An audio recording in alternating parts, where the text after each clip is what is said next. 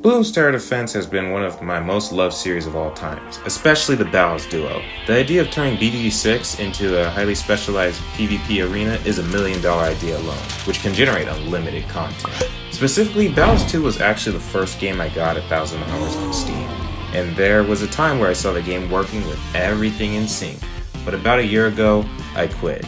And I never really come back, and I don't feel inclined to do so because the Steam numbers are in the toilet and many of Ninja Kiwi's anti-consumer practices. It's a thing not really discussed on the Steam page or Reddit in much detail. If you still like the game, good, fair enough, more power to you, and I'm glad you're keeping it alive. I'm just here to share why I consider the game to still be in a dying state. After surviving the Purge, which was unnerfed Dartling Ninja Sniper, I became an off-meta player, discovering new strategies all the time. I even kept a small page to keep track of them. My personal favorites being Dark Village Sniper, Super Heli Village, and Ninja Alk Ice or Sniper, the triple threat, which were all meta killers. I would win, lose, and experiment day in and day out. For me, the metas post-launch have not been super overpowered. In higher arenas, people caught on pretty quick and ran some unique strategies to counter you. The meta I'm talking about here is Druid Farm Sub and Tac Village Ice, I believe. There were plenty of ways to counter them and a plethora of maps to try out several different strategies. Even DNS wasn't nerfed to the ground, but just a general fun strategy to still use. You know, contrary to the opinion of most players, I actually liked the system of XPs in chess, and didn't mind the grind that much. You could actually feel your towers getting stronger, and by using them more and more, you'd understand them better. And I think that fact it's lost in the noise of the complaints. Though I do get how it can be tedious at some times. I was playing when I was 17, 16 in high school, so I wasn't no-lifing or anything, but I'll go into that system a little later on. It felt fun to play the game back then.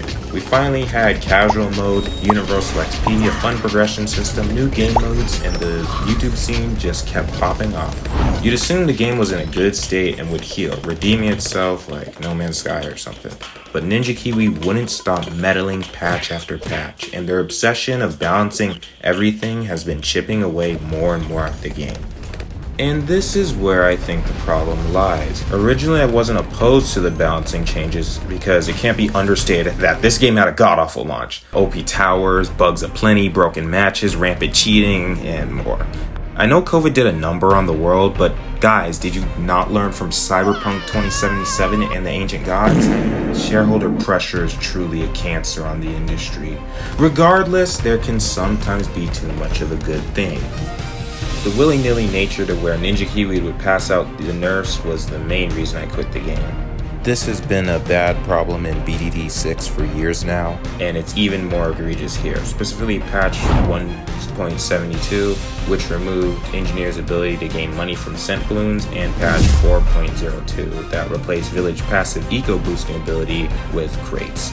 After the botch launch, it's like the devs went full panic mode, and as soon as anything seemed a bit overtuned, it would immediately have its stats Batista bomb. It's not a case of me just playing the same strat over and over before it gets nerfed or knocked down a peg, but it's very annoying when tower after tower is debuffed and you have to constantly uproot how you play every single move. Aside from the nerfs, the general changes would create fatigue. Just the endless changes nobody asked for. Think for a second, why the hell did they even consider removing casual mode? Dealing with the constant rebalancing of the eco/farm system would also become a chore too.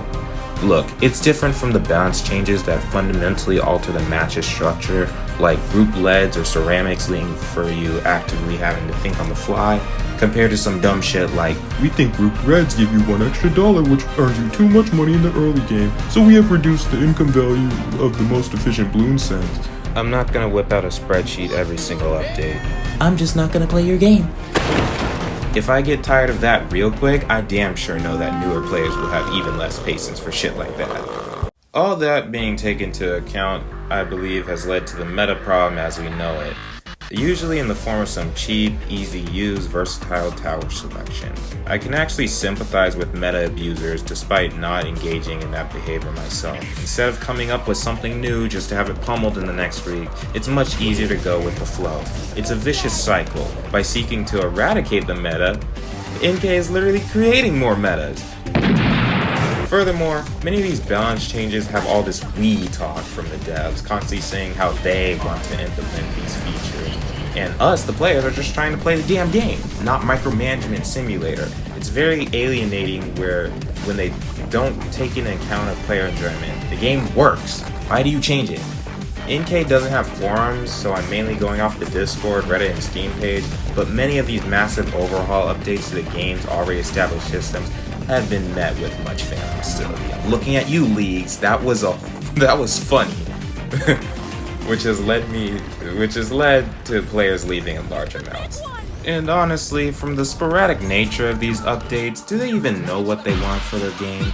Despite this game being strategy-based and supposed to reward player ingenuity, it seems Ninja Kiwi is anti-creativity. Stop!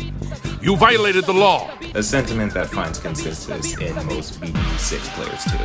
Part of the problem is that the fan base of these games are very juvenile. Yes, we're going there. I have no shame. I fight little kids too. And at that time, you're not going to be super serious and come up with varied strategies or hone your skills like some of the older players, which leads to the younger audience looking at the YouTube videos who've already come up with some OP strat, which leaves a large amount of players using that specific strategy because everyone wants to be a winner. But it makes the game very stale, hence the nerfs being thrown left and right anytime someone calls something meta. They have to defend their kitty fans. That's all my gripes about playing the game itself. Outside of that, there are still some big issues. Firstly, the battle pass or mission system. Logging on, seeing this makes me want to uninstall. I hate battle passes in games. They used to be a fun way for players to unlock stuff by just enjoying the game, but most of the time they're just a cheap way to lock content behind a paywall and artificially bump up player times. Here it's even worse because you barely get any progress from normally winning games. Instead, you have to do these boring-ass limited missions, and we can see this scummy behavior from NK on full display as a shameless cash grab to filter people into spending real-world money on club membership or monkey money to skip this bullshit, milking all they can before the cash cow runs dry. We used to have a shop, and whatever you gained from monkey money actually had a use in grinding for these cosmetics, and it didn't take that long to unlock. And NK gets a 2-for-1 deal. They put out less content and have a whole month to wait. As for the old cosmetics, they're put on rotation, so you better log in every day or else there goes your chance. No more XP is another thing I don't enjoy. Once again, I personally enjoyed the old system. It's been a staple of all the games until now, even Bloons Super Monkey. And I understand how this was a problem way back with the oppressive metas on launch and getting stuck in a ceramic crucible, but it was fixed with the addition of universal, XP, casual, and lowering the requirement. You learned good loadouts eventually and resumed normal gameplay. And I'd argue as a consequence for them removing the XP system is that it makes masteries feel less rewarding. This was a big thing aside from the gameplay that constantly drew me back to Battles 2 instead of 1 or BTD 6. A lot of the cosmetics in this game were really cool and made you go, damn, I really want that. Hey, where'd you get that?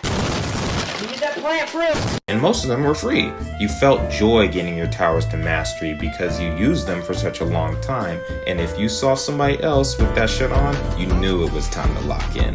Plus, if you didn't want to focus on the towers, there were still hero cosmetics and shop items, which I repeat, you can't get anymore! Nowadays, it feels subpar. They nerfed the amount of monkey money you get from winning, so it's not even a fun grind. Now, I understand why some people were put off by the old system, but still, you technically have to grind because of the dumbass battle pass anyway, and it takes forever. After you unlock the cosmetics, or just pay for them, you get a deflating feeling because there's nothing more. The game's incentive structure is all fucked up. NG, Heli, and Dart were actually the first towers which I got to mastery, which is why I felt so pissed off with their nerfs. It felt like all my time had just been wasted.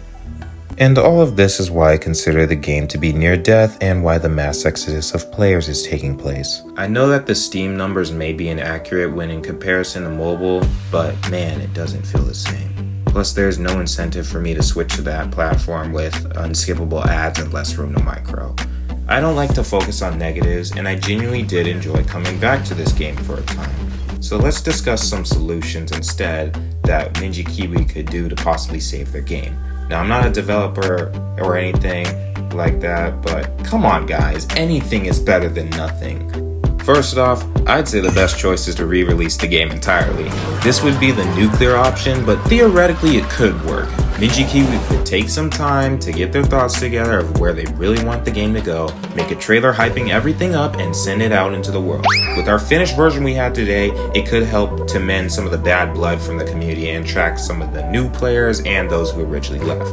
Another big thing is that there needs to be actual content that makes the game different. This comes up in every criticism, and I'm just gonna name a few of them that I came up with, Firstly, add a dedicated ranked playlist. No leagues, no Hall of Masters, just a button you press which queues you with the best players in the world. Allow for players to choose the arena they want to play in, or at least some of the maps. I'm getting tired of going to higher arenas and having some of the funner maps restricted, but you can play them in casual.